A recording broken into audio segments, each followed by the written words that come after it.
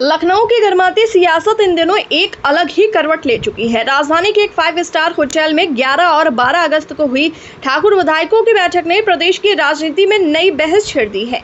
ये महज किसी पारिवारिक मिलन का मंच नहीं था, बल्कि इसके भीतर छुपे सियासी संकेत बीजेपी के लिए असहज करने वाले हैं। कुल 49 ठाकुर विधायकों में 40 का इस बैठक में पहुंचना ये बताता है कि कहीं न कहीं सत्ता और संगठन में अपने हिस्से की हिस्सेदारी को लेकर असंतोष और बेचैनी है।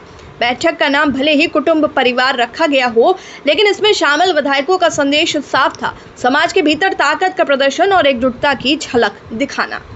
इस बीच बीजेपी के दिग्गज नेता और पूर्व सांसद ब्रजभूषण शरण सिंह ने तीखे सवाल उठाए। उनका कहना था कि आखिर देश के कितने टुकड़े करोगे, यानी जो बैठक एकजुटता के नाम पर हुई उसे उन्होंने समाज में बंटवारा करने की कवायद बताया है।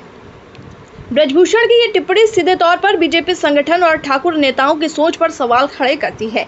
उनका साफ कहना था कि क्षत्रिय होना गर्व की बात है, लेकिन असली ताकत तब है जब सभी समाज को साथ लेकर चला जाए। यही राम का रास्ता है और यही राजनीति का असली धर्म है। इधर सियासत का एक और पहलू सामने आया पूजा पाल के बहाने। ब्रजभूषण ने सपा से उनके निष्कासन का समर्थन किया और कहा कि अगर कोई पार्टी में रहकर दूसरी पार्टी की तारीफ करेगा तो ये राजनीति के नियमों के खिलाफ है। उन्होंने ये भी इशारा किया कि बीजेपी और योगी सरकार ने उनके साथ न्याय किया है, इसलिए पूजा पाल का सपा से मुंह भंग होना लाजमी था। लेकिन सबसे बड़ा सवाल इस पूरे घटनाक्रम से बीजेपी की सियासी सेहत पर खड़ा होता है।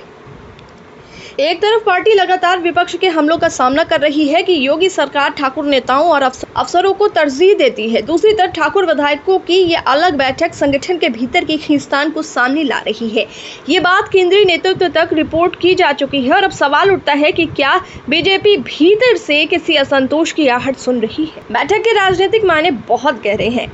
ये महज जाति गौरव का मामला नहीं, बल्कि संगठन और सरकार में दबाव बनाने की रणनीति भी है।